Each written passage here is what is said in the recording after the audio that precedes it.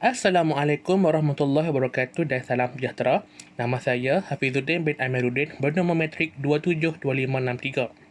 Hari ini, saya akan membentangkan tentang pembangunan wilayah yang telah saya jalankan. Sebelum itu, izinkan saya memperkenalkan terlebih dahulu nama bandar ini.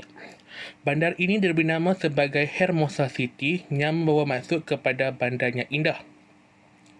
Hermosa merupakan perkataan yang diambil daripada perkataan Spanish yang bermaksud kepada indah. Tanpa melengahkan masa lagi, saya akan teruskan pembentangan saya. Pertama sekali, saya akan bahaskan tentang natural resources yang terdapat di Hermosa City. Hermosa City mempunyai dua jenis natural resources yang terbahagi kepada renewable energy dan non-renewable energy. Renewable energy di kawasan bandar ini terdapat kawasan hutan, kawasan tenaga air yang dijana oleh hydro power plant, kawasan tenaga solar yang dijana oleh cahaya matahari, di mana kawasan ini dibina berhampiran dengan kawasan pantai untuk mendapatkan sumber tenaga matahari ataupun sumber cahaya matahari yang optimum. Dan yang terakhir sekali adalah tenaga angin yang dihasilkan oleh kincir angin. Kincir angin ini dibina di kawasan pantai juga untuk mendapatkan sumber tenaga angin yang mencukupi untuk menghasilkan elektrik kepada kegunaan penduduk di Hermosa City. Sumber tenaga yang kedua adalah non-renewable energy yang dijana oleh nuklear dan juga thermal. Kedudukannya yang dibina lebih jauh daripada kawasan penempatan manusia adalah disebabkan faktor keselamatan. Seperti yang kita ketahui, kedua-dua tenaga ini mempunyai risiko yang tinggi di mana jika berlaku sebarang kerosakan atau letupan bakal memberi ancaman kepada keselamatan seluruh penghuni di kawasan Hermosa City. Seterusnya, kita beralih pula kepada mercu tanda untuk Hermosa City. Baku Tower merupakan mercu tanda kepada Hermosa City.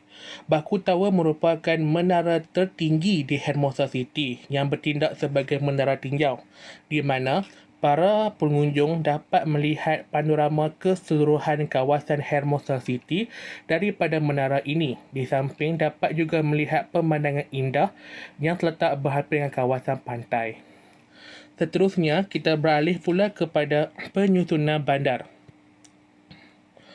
Penyusunan bandar adalah disusun mengikut kluster industri tertentu. Seperti di bandar ini mempunyai beberapa kluster industri yang dikenali sebagai kluster perniagaan, perkilangan, pelancongan, perkhidmatan dan juga terdapat juga kawasan penempatan penduduk. Kawasan perniagaan dan perkilangan diletak berhampiran untuk memudahkan mereka saling berurus niaga mendapatkan hasil mentah, di mana melalui kedudukan ini, kos pengangkutan dapat dijimatkan. Seterusnya, kita beralih pula kepada sistem perhubungan. Hermosa City mempunyai dua jenis sistem perhubungan, iaitu airport dan juga lebuh raya ataupun dikenali sebagai jalan darat.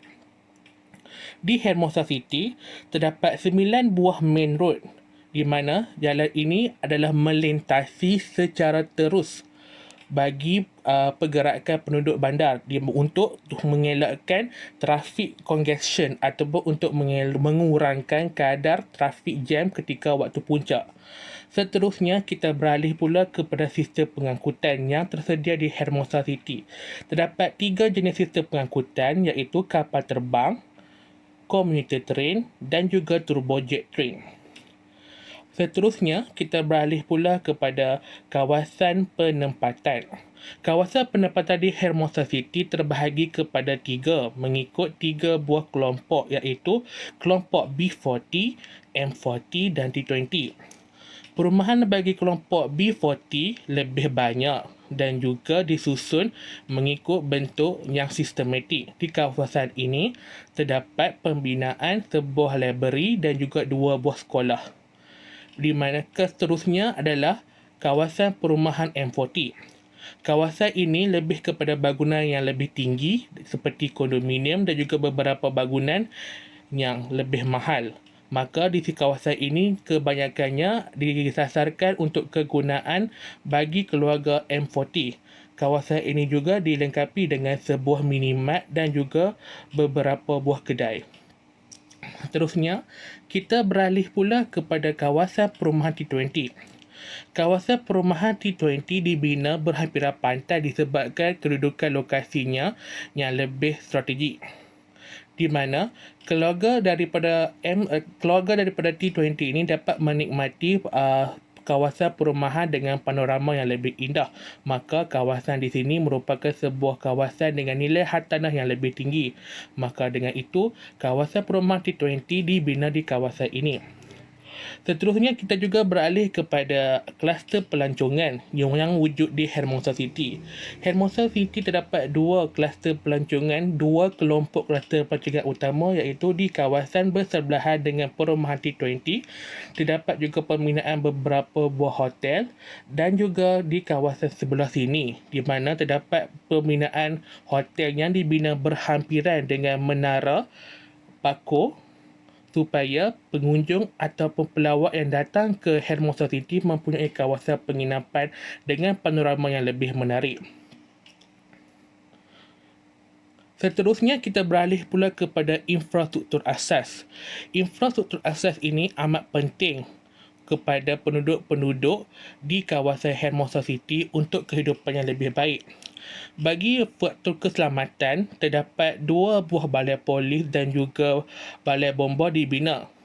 Kedua-dua buah balai polis dan balai bomba ini dibina mengikut kawasan, di mana kawasan yang pertama adalah kawasan penempatan penduduk dan kawasan yang kedua adalah dibina berhampiran dengan kawasan perkilangan dan juga perindustrian dan juga kawasan untuk perniagaan.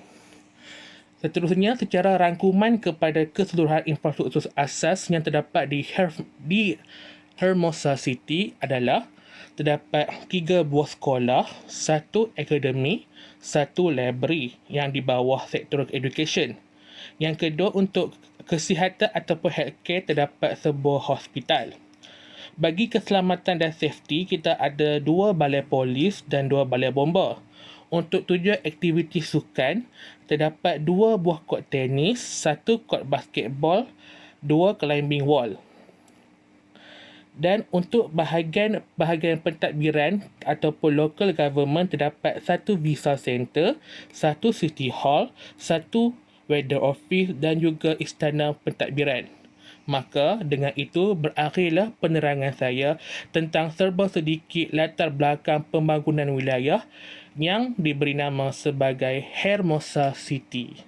Terima kasih.